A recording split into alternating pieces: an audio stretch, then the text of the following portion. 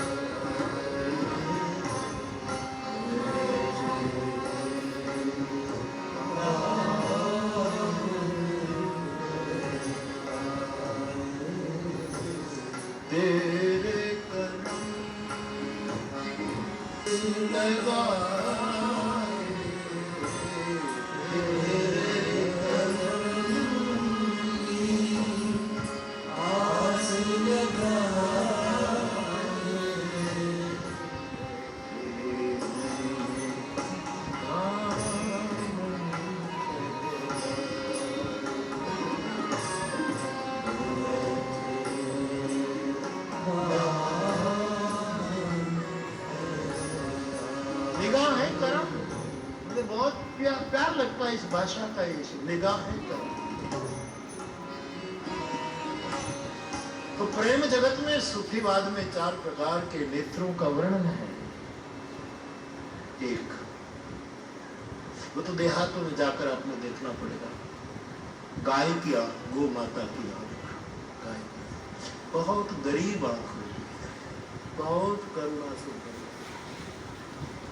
गो माता जहां भी होगी, यहाँ की गो माता, लेकिन विशेष रूप में आपको गो माता की आंख को ठीक से सूफियों के कहने पर और प्रेम धारा में आंख का, वो आंख का नमूना यदि देखना है तो हमारे सौराष्ट्र के गीर की आंख, गीर की गाय, उनकी जो आंख है, ये आंख करुणा से भरी।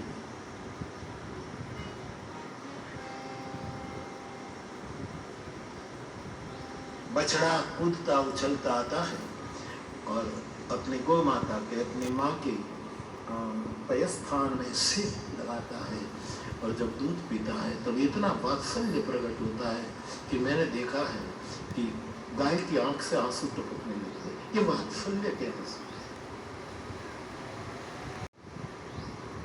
गायों से प्रेम करना, मेरे देश की जनता को प्रार्थना करो, गायों से प्रेम करना। हम पूजा करके छूट जाते हैं और प्रेम नहीं करते, इसलिए गायें कत्ल खाने में जाती हैं और गायें कटती। परमात्मा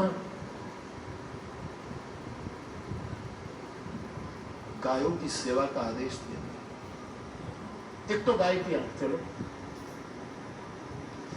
दूसरी आंख, गाय की आंख करुणा, करुणा से भरी होती है। दूसरी आंख मृग शावक नयन, हिरण जो होता है, हिरण, उसका छोटा बच्चा, इनकी आंख वो थोड़ी, क्या शब्द लगाऊं, हिरण की जो आंखें होती है वो थोड़ी मारक होती है, मारक। इसलिए माताओं की आंखों में, आंखों को हम मृग श्रावक नयनी भी कह देते हैं। ये थोड़ी मारक है। मारक यानी यहाँ कोई दूसरा अर्थ न करे कि कोई ऐसी निगाह है कि जो हमें वेद दे, हमें मार दे, यानी हमें पागल कर दे। इसी अर्थ में मृग की आंख जो मारक है, इसका मतलब एक ऐसी आंख कि हमें देखे और हमारे विकार को खत्म कर दे, ऐसे वो देखे। मारक आंख के कई अर्थ है, यहाँ कोई रजोगुणी और तमोगुणी अर्थ में मैं नहीं जाऊंगा।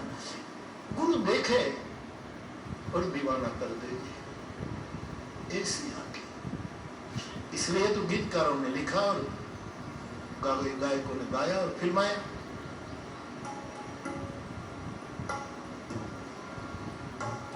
तेरी आंखों की सेवा,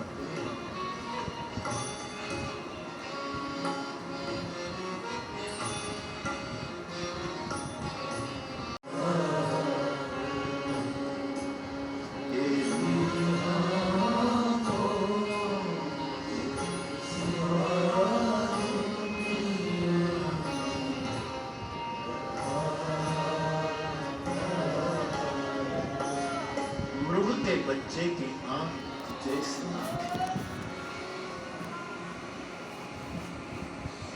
तीसरी आंख है कमल नेत्र।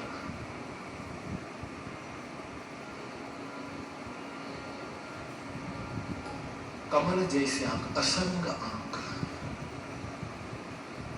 असंग।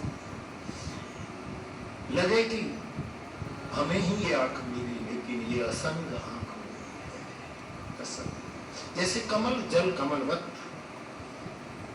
माना जाता है, सरोवर में रहे भीगे ना। कमल फूल का जो पौधा है उसके मूल तो कीचड़ में रहता है, नीचे तालाब, उसका शरीर जल में रहता है, लेकिन खिलता है तो कीचड़ और जल दोनों से ऊपर उठकर असंग बन जाता है, असंग।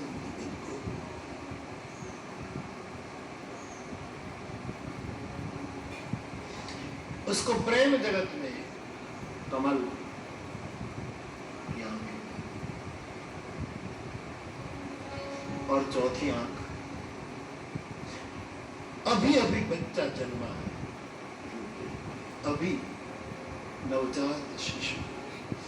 और ये तो बधाई में आनंद में सब भूल जाते हैं, लेकिन मैं भी नहीं कि किसी के घर में नया बच्चा जन्म ले तो और विधि से पहले उसकी आंखें देख लो, वो परमात्मा जितनी शुद्ध बुद्ध आंखें, अनटच, कमारी, टोटली कमारी आंखें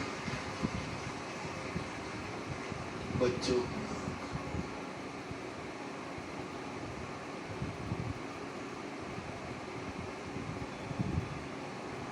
लेकिन मुझे कहना दो, बुद्ध पुरुष में ये चारों प्रकार की आंख एक जगह आ जाए। किसी सदगुरु, किसी बुद्ध पुरुष की आंखों में गायों की आंख की करुणा,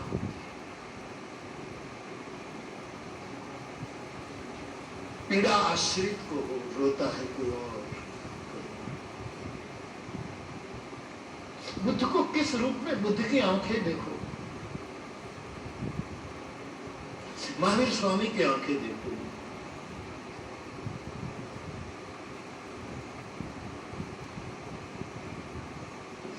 जो जो बुद्ध पुरुष हुई है उनकी आंखें बिल्कुल गाय की आंखें। ओशो का एक निवेदन बड़ा प्यारा है, आपको सब पता लग जाएगा। मैंने कहीं मैगजीन में पढ़ा कि शंख को खड़ा करना। ओशो कहते हैं कि उत्क्रांतिवाद जो हमारे यहाँ आया,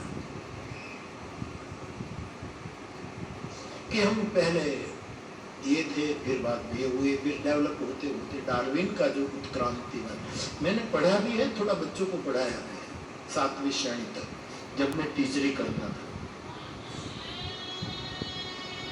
तो डार्विन कहता है कि फिर ये बंदर बन गया, बंदर फिर धीरे धीरे 2 पैर से चलना सीखा और ऐसे विकसित होता होता मनुष्य बन गया। ये उत्क्रांति है। लेकिन डार्विन से पहले हमारा जो अवतारवाद है उसमें तो यही ही है। पहले मछली था, फिर कच्छप बना, फिर वराह बना, फिर आधा पुरुष आधा नर आधा